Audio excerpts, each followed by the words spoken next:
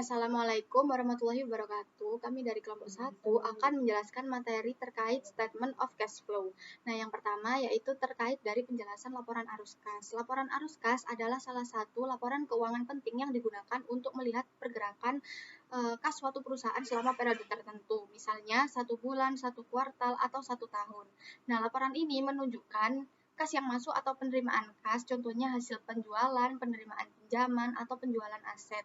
Yang kedua adalah kas yang keluar atau pengeluaran aset. Contohnya yaitu pembayaran gaji, pembelian bahan baku, pelunasan utang, atau pembelian aset. Selain itu, laporan ini juga digunakan untuk menjelaskan dari mana kas itu diperoleh dan untuk apa kas itu digunakan, yang akan dikelompokkan ke dalam 3 aktivitas utama. Nah, yang selanjutnya yaitu tujuan laporan arus kas. Yang pertama, menilai kemampuan perusahaan menghasilkan arus kas positif di masa depan. Dengan melihat pola arus kas saat ini, pengguna laporan seperti investor, kreditor dapat memprediksi apakah perusahaan ini mampu menghasilkan kas dari aktivitas operasi, bertahan dalam jangka panjang, dan mendukung pertumbuhan usaha. Yang kedua, menilai kemampuan perusahaan membayar kewajiban dan juga dividen. Laporan ini menunjukkan apakah perusahaan ini memiliki cukup kas untuk membayar utang tepat waktu, membayar bunga, membayar dividen kepada pemegang saham, dan membiayai pengeluaran penting lainnya. Selanjutnya yaitu terkait kegunaan laporan arus kas, di mana laporan arus kas ini itu membantu pengguna, investor, kreditor, dan juga pihak lain itu untuk menilai beberapa hal penting. Yang pertama yaitu kemampuan perusahaan menghasilkan arus kas di masa depan. Nah, dengan melihat hubungan antara penjualan, laba bersih, dan juga arus kas operasi, pengguna ini dapat memprediksi arus kas perusahaan lebih akurat daripada hanya menggunakan data laba berbasis akrual. Yang kedua, kemampuan perusahaan membayar dividen dan memenuhi kewajiban. Nah, kas itu kan sangat penting untuk membayar gaji, utang, dividen, serta membeli aset. Laporan arus kas ini menunjukkan dari mana kas perusahaan ini berasal dan bagaimana penggunaannya. Yang ketiga adalah perbedaan antara laba bersih dan arus kas operasi. Laba bersih itu bersifat akrual sehingga mengandung estimasi dan penyesuaian. Laporan arus kas membantu pembaca menilai sejauh mana laba bersih ini mencerminkan kas yang benar-benar dihasilkan dari operasi. Nah, yang terakhir itu informasi tentang transaksi investasi dan pendanaan. Perusahaan juga melakukan pembelian atau penjualan aset dan transaksi pendanaan seperti penerbitan saham, pinjaman, atau pembayaran utang. Laporan arus kas ini memberikan wawasan tentang bagaimana aktivitas tersebut itu mempengaruhi kas dan posisi keuangan perusahaan. Perkenalkan, nama saya Ruth Marta Marsula Nenggolan dengan NPM 24013010310. Di sini saya akan menjelaskan mengenai pengertian arus kas metode langsung.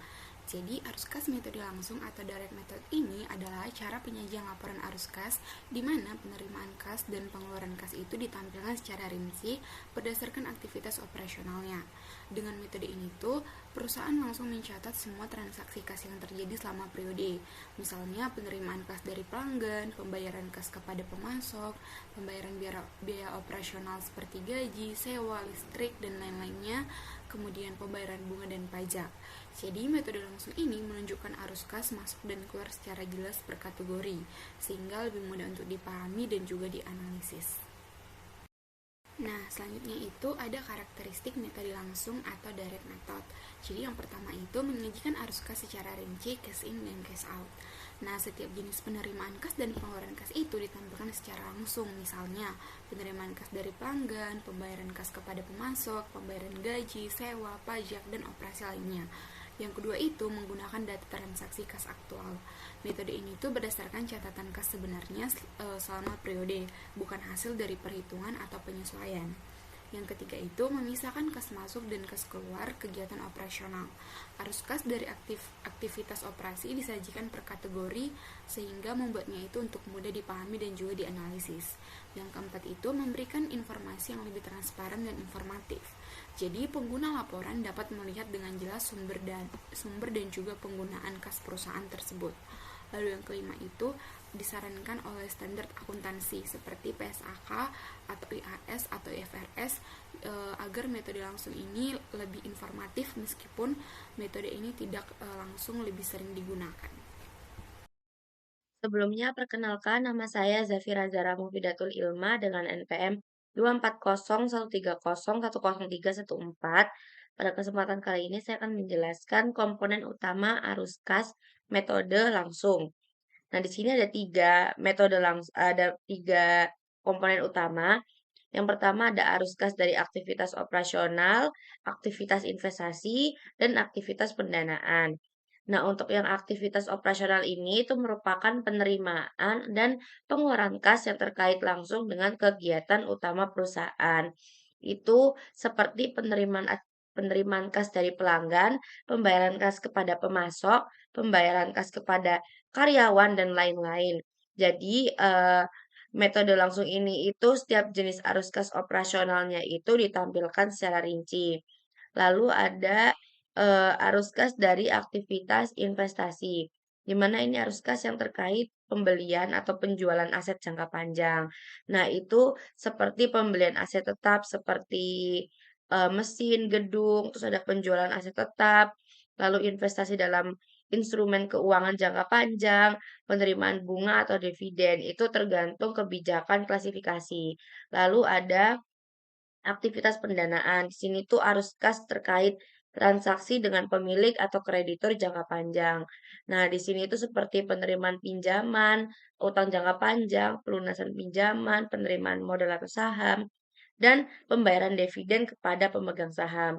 Jadi, isi utama masing-masing ini itu untuk operasi itu penerimaan dari pelanggan dan pembayaran biaya operasional, untuk investasi itu pembelian atau penjualan aset jangka panjang, pendanaan itu transaksi modal atau pinjaman jangka panjang.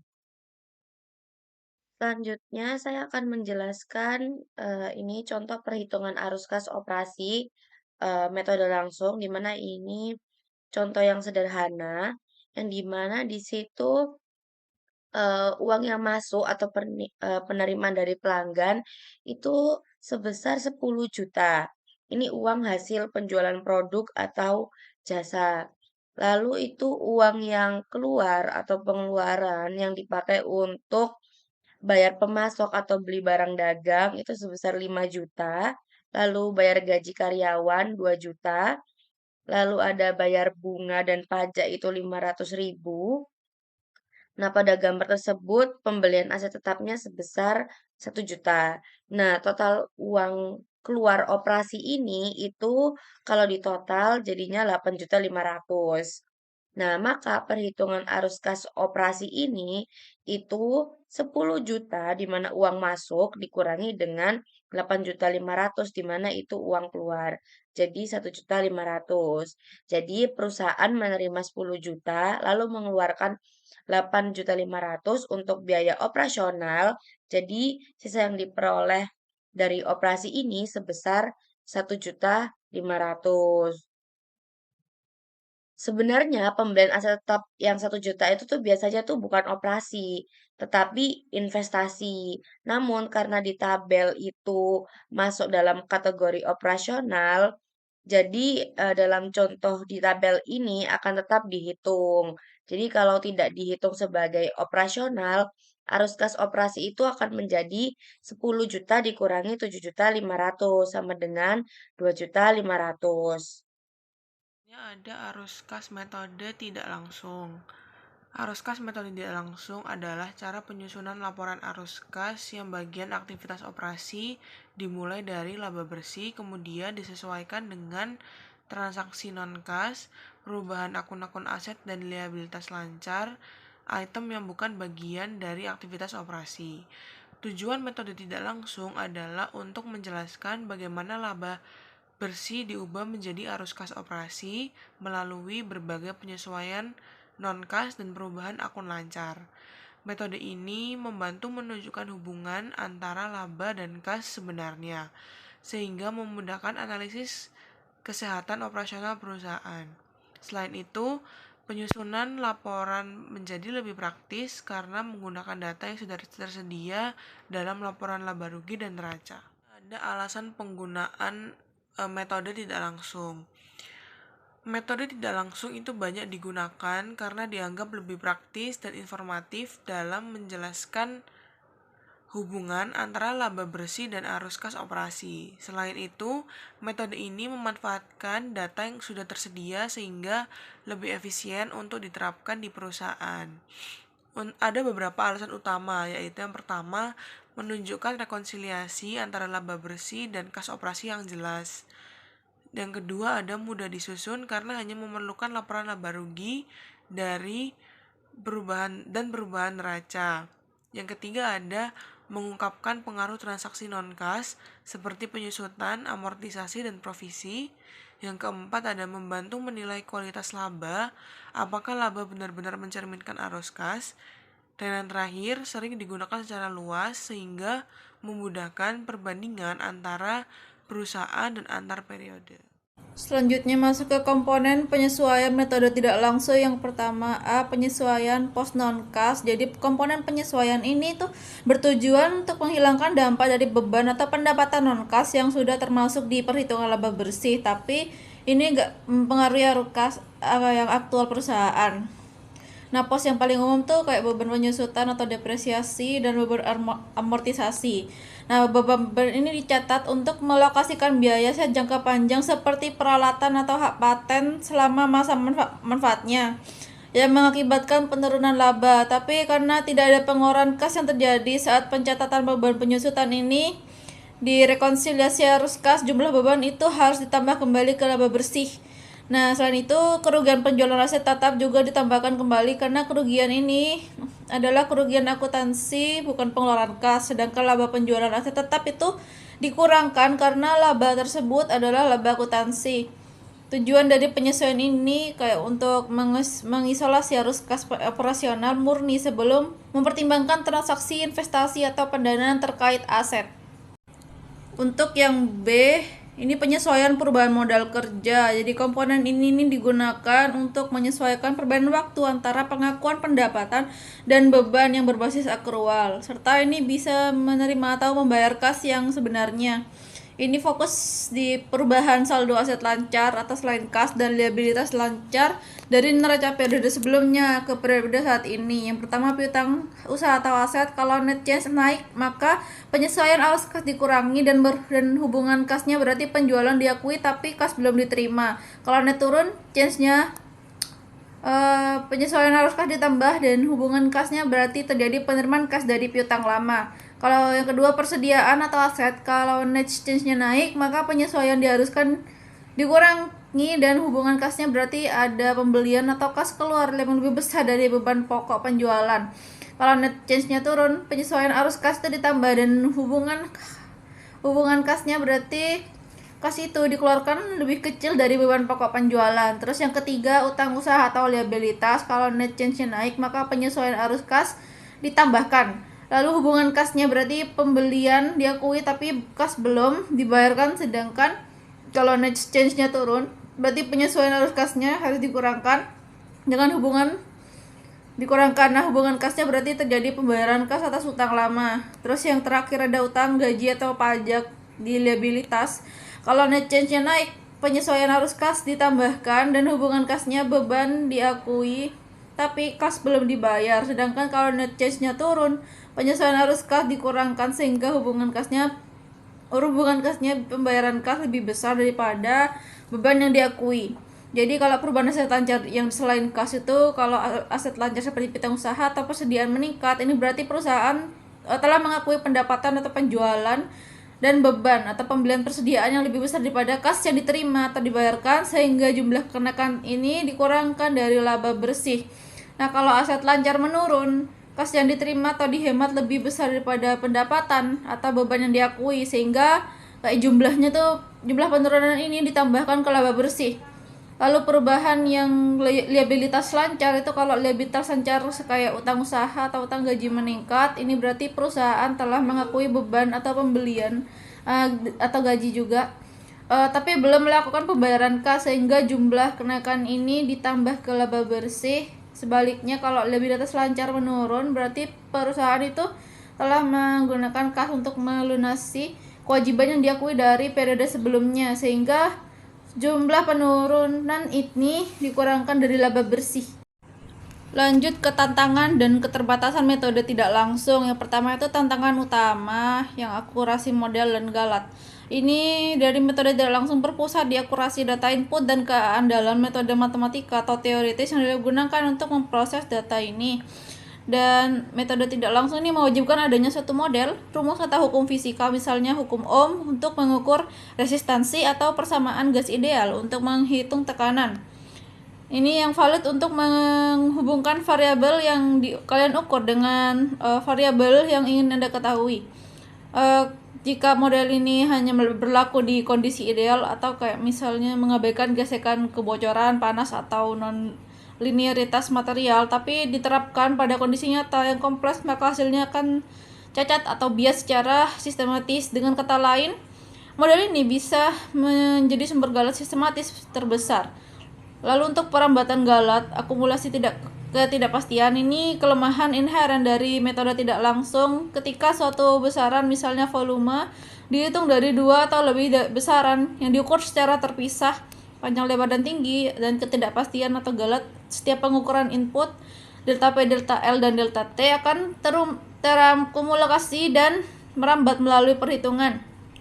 Jadi dalam kasus perkalian dan pembagian, ketidakpastian persentase ini sering kali bertambah dan menyebabkan total di akhir atau delta V menjadi jauh lebih besar daripada ketidakpastian di pengukuran input tunggal terbaik. Contohnya, kalau mengukur PLT dengan tingkat akurasi 1%, maka volume yang dihitung bisa memiliki tingkat ketidakpastian yang mendekati 3% atau lebih. Dan karena galat-galat ini saling berjumlah, lalu sensitivitasnya dalam variasi parameter ini bisa mengakibatkan pangkat atau rasio hasil akhirnya itu sangat sensitif di perubahan kecil di input. Misalnya kayak rumus melibatkan kuadrat atau x kuadrat, lalu perubahan kecil pada x akan menghasilkan perubahan yang lebih besar pada akhirnya. Nah, ini akan mempersulit upaya untuk mencapai presisi yang tinggi di akhir. Lalu yang kedua, keterbatasan khusus. Ini berkaitan dengan sifat pengukuran itu sendiri dan proses validasi. Jadi metode ini tidak mengukur besaran yang dicari secara langsung. Sebaliknya, kalau mengukur suatu besaran pengganti atau proksi atau kayak efek dari besaran yang diinginkan, kemudian kayak menggunakan asumsi untuk mengaitkannya. Misal, kalau kita ingin mengetahui suhu dari yang sulit diukur dari inti reaktor, mungkin diukur menggunakan resistansi termometer atau efek dari suhu. Nah, hubungan asumsi antara proksi dan besaran sebenarnya itu adalah keterbatasan. Nah, jika hubungan tersebut berubah, hasil akhirnya tidak valid dan banyak model yang digunakan di metode tidak langsung dibangun karena kondisi ideal dan ini demi kemudahan komputasi atau teori. Misalnya kita asumsi kalau semua benda hitam sempurna, terus semua aliran fluida laminar atau semua bahan bersifat linear dan homogen. Dalam dunia nyata ini jarang tercapai dan kalau menggunakan ini secara otomatis akan memperkenalkan galat sistematis yang sulit dihilangkan atau diukur. Lalu kompleksitasnya ini karena hasil yang didasarkan di model, terus validasi akurasi menjadi tidak kompleks dan kalibrasi tidak hanya melibatkan alat input tapi juga kalibrasi model itu sendiri, terus menentukan konstanta yang tepat. Jadi seringkali dibutuhkan metode langsung yang terpisah, terus independen dan sangat andal, yang mahal atau sulit diakses. Semakin kompleks modelnya, semakin sulit dan memakan waktu untuk memvalidasi bahwa model tersebut bekerja dengan benar yang di bawah kondisi semua yang relevan. Perkenalkan, nama saya Maida Syara Azharia Hidayat dengan NPM akhir 331. Selanjutnya saya akan menjelaskan kelebihan arus kas metode tidak langsung. Metode tidak langsung lebih banyak digunakan karena lebih mudah dibuat. Data yang dipakai sudah tersedia di laporan laba rugi dan neraca, jadi tidak perlu mencari informasi tambahan. Nah, selain itu, metode ini sesuai dengan standar akuntansi seperti IFRS dan PSAK. Profesional keuangan sudah terbiasa memakainya sehingga lebih mudah dalam pembuatan dan analisis laporan. Selanjutnya adalah contoh soal arus kas metode tidak langsung. Ini adalah contoh laporan arus kas dengan metode tidak langsung. Yang pertama adalah kita mulai dari pendapatan bersih. Lalu lakukan penyesuaian seperti kenaikan atau penurunan piutang, utang, serta beban kas seperti depresiasi. Nah, setelah dihitung, kas yang diterima dari aktivitas operasi adalah 2.396.000. Lalu kita hitung aktivitas investasi yang berhubungan dengan pembelian dan penjualan aset tetap. Hasilnya, kas digunakan untuk aktivitas investasi sebesar 302.000. Selanjutnya, aktivitas pendanaan terkait transaksi dengan pemilik. Hasilnya, kas digunakan untuk aktivitas pendanaan sebesar 1.975.000. Pada awal tahun, kas perusahaan sebesar 200.000. Setelah semua aktivitas dihitung, kas akhir periode menjadi 165.000. Jadi, arus kas ini menunjukkan bagaimana perubahan kas selama tahun tersebut terjadi dari aktivitas operasi, investasi, dan pendanaan. Jadi yang selanjutnya saya akan menjelaskan tentang arus kas langsung. Nah, metode arus kas langsung ini adalah cara penyajian laporan arus kas yang menampilkan penerimaan kas dan pengeluaran kas secara langsung dari aktivitas operasional. Jadi di metode ini tuh perusahaan benar-benar menunjukkan kas masuk dan kas keluar yang terjadi selama periode tersebut. Nah, contohnya seperti penerimaan kas dari pelanggan, pembayaran kas kepada pemasok, pembayaran gaji atau biaya operasional lainnya. Nah, semuanya ini dicatat sesuai transaksi kas yang benar-benar terjadi. Nah, keunggulan metode arus kas langsung ini adalah informasinya itu lebih transparan dan mudah dipahami, karena kita bisa langsung melihat sumber kas masuk dan kemana kasnya itu dikeluarkan. Nah, jadi lebih jelas untuk menilai kemampuan perusahaan dalam menghasilkan kas. Nah, tapi metode ini tuh biasanya membutuhkan pencatatan kas harian yang lengkap karena data kas harus dikumpulkan satu persatu dari setiap transaksi tersebut. Nah, secara umum, arus kas langsung ini memberikan gambaran yang lebih nyata mengenai kondisi kas perusahaan selama periode tersebut. Saya Amara Iza dengan NPM akhir 384. Selanjutnya adalah perbedaan dari arus kas metode tidak langsung. Yang pertama itu ada arus kas tidak langsung dimulai dari laba bersih yang disesuaikan dengan berbagai perubahan akibat transaksi non-kas. Yang kedua itu ada arus kas tidak langsung digunakan untuk perusahaan publik yang melakukan audit secara rutin. Lalu yang ketiga itu ada arus kas tidak langsung lebih mudah dihitung melalui buku besar perusahaan dan sistem akuntansi akrual. Lalu yang keempat itu ada metode arus kas tidak langsung biasanya lebih mudah disusun dengan upaya minimal keuangan. Lalu yang kelima itu ada arus kas tidak langsung melakukan rekonsiliasi arus kas bersih berdasarkan akuntansi akrual, dan yang terakhir yaitu arus kas tidak langsung membutuhkan keterkaitan yang jelas antara neraca dan laporan laba rugi. Selanjutnya saya akan menjelaskan tentang perbedaan keduanya, yaitu yang pertama dalam aspek fokus. Jadi untuk metode langsungnya arus kas masuk dan keluar itu secara langsung. Kalau di metode tidak langsung itu rekonsiliasi laba bersih ke arus kas. Lalu pada aspek penyajian. Nah, di metode langsung itu ada penerimaan kas dan pembayaran kas, dan di metode tidak langsung itu mengoreksi laba bersih dari transaksi non-kas. Lalu untuk aspek data yang diperlukan, untuk metode langsung itu catatan kas harian, dan metode tidak langsungnya laporan laba rugi plus perubahan neraca. Untuk kelebihannya sendiri, metode langsung itu lebih jelas per transaksi dan mudah dipahami. Untuk metode tidak langsung itu mudah disusun karena berbasis laporan laba rugi. Untuk kekurangannya itu di metode langsung itu lebih sulit disusun jika catatan kas kurang rinci. Kalau yang di metode tidak langsung itu tidak menunjukkan penerimaan atau pengeluaran kas yang sebenarnya.